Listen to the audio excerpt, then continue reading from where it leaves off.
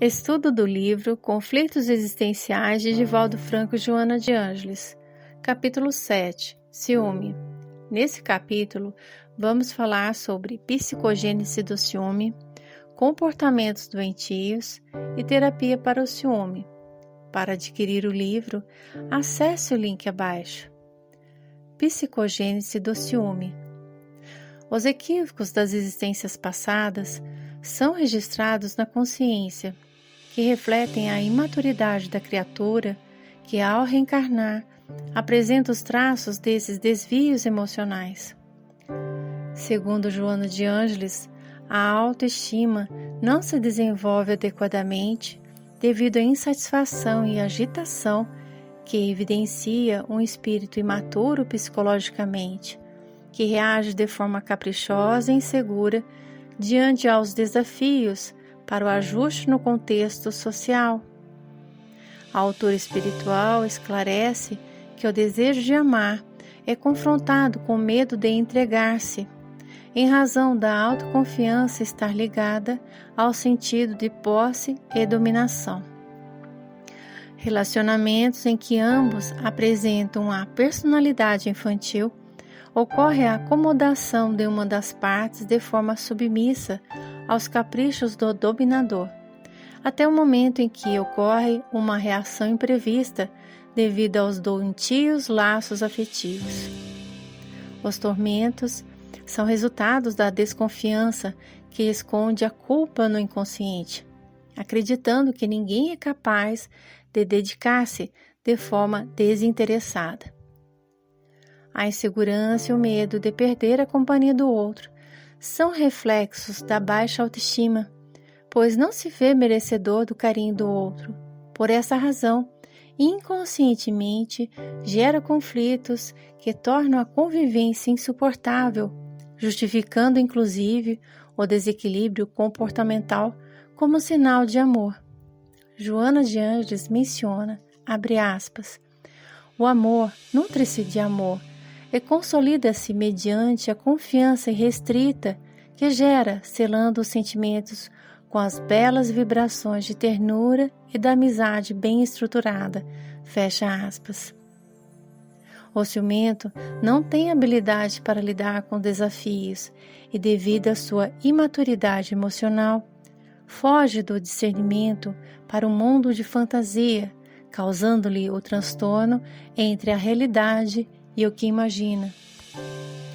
A conduta escamoteadora cria máscaras que tentam disfarçar o medo de ser revelado, bem como a ausência de uma conversa franca, semelhante ao que vivenciou na infância, em que, para evitar uma punição, dissimulava as necessidades, o que resultou em muita insegurança. O sentimento de desmerecimento o leva a visualizar e ouvir o que se passa em sua intimidade, e o tormento, por não dominar quem ama, conduz a comportamentos imaturos que inspiram a piedade dos outros, bem como a obrigação do compromisso afetivo para com ele.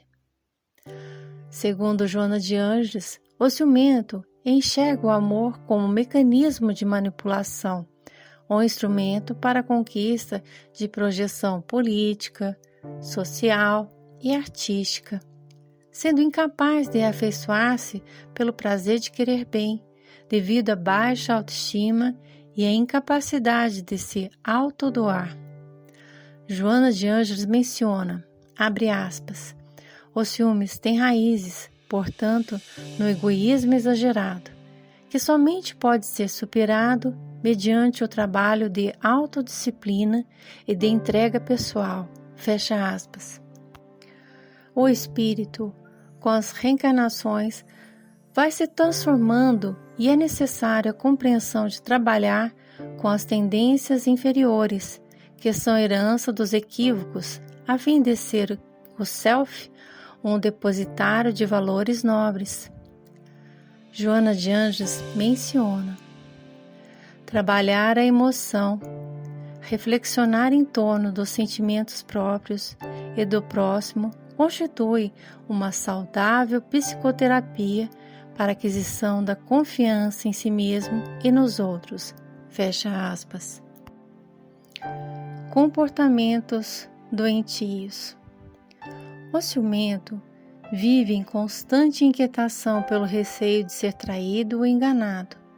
Despreza o ato de amor em si, por não ser abnegado e devotado.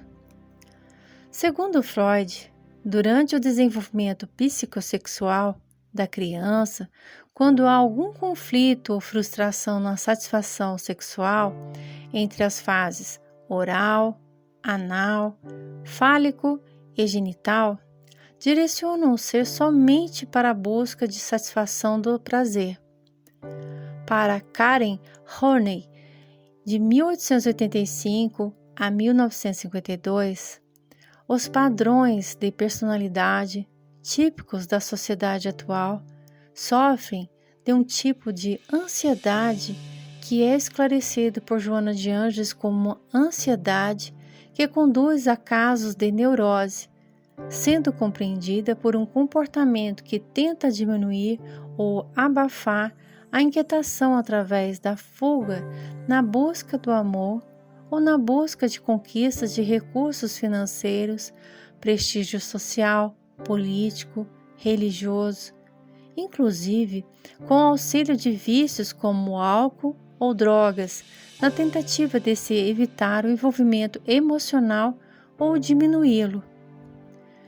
No primeiro caso, a busca neurótica pelo amor gera ansiedade pelo excesso de exigências e pela evidente frustração, que o condiciona a um círculo vicioso na busca de uma fidelidade absoluta, tramitando entre a rivalidade por ter sido recusado ou a desvalorização de si mesmo, atribuindo a uma outra pessoa valores e recursos de que não possui. A autora espiritual menciona que a insegurança emocional pelo ego ferido facilita a dominação de pensamentos selvagens que direcionam a crimes como suicídio ou homicídio, por enxergar distorcidamente o fato. O ciúme alia-se a comportamentos deprimentes na sociedade, como a maledicência, comentários inconvenientes e censuras injustificáveis.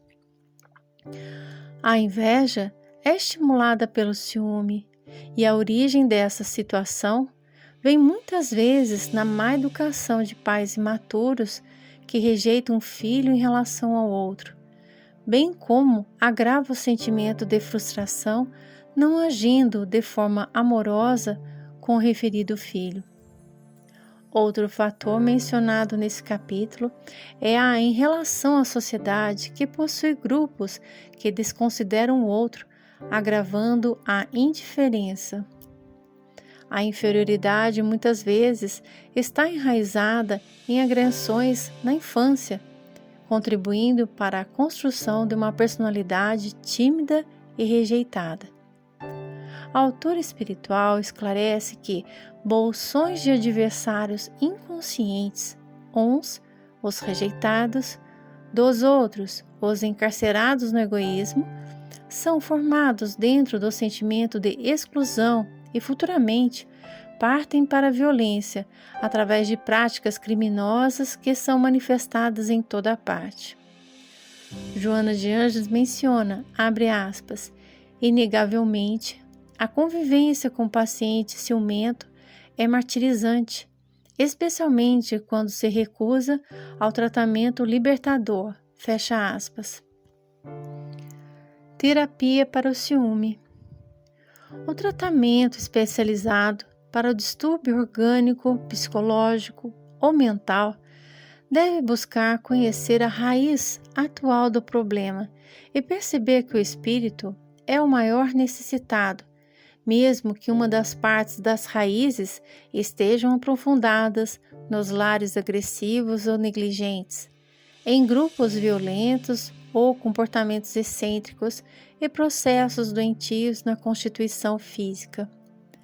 Joana de Ângeles esclarece que em todos os indivíduos há os conflitos inconscientes e os mecanismos de defesa, apresentando algumas psicologias.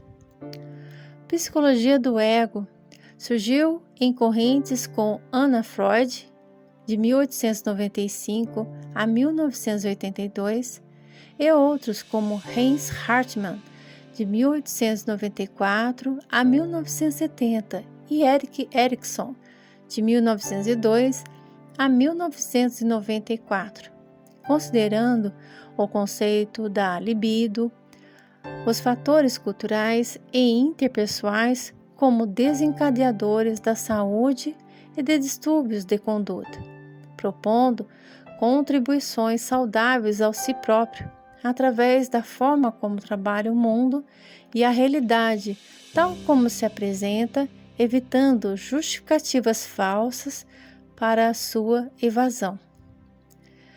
Teoria da hierarquia de necessidades de Abraham Maslow, de 1908 a 1970, é uma pirâmide onde há as necessidades fisiológicas dos primeiros períodos, que vão lentamente sendo direcionadas para outras, como as de segurança, conforto, ausência de medos, busca do amor, competência, aprovação e reconhecimento, logo ascendendo para as necessidades cognitivas de ordem, beleza, realização pessoal para atingir as experiências limite.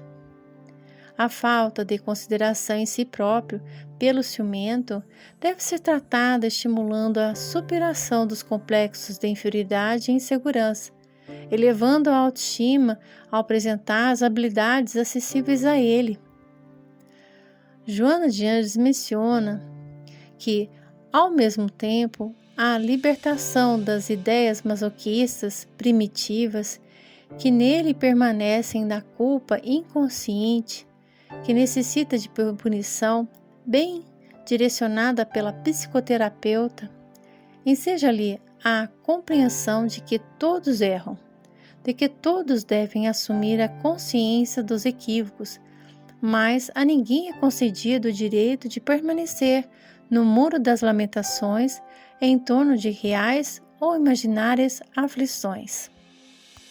Outra frase de Joana de Ângeles é a seguinte, abre aspas, o amor é como um perfume, espraia-se invisível, mas percebido, impregnando os sentimentos que se identificam, facultando saúde emocional e bem-estar a todos, fecha aspas.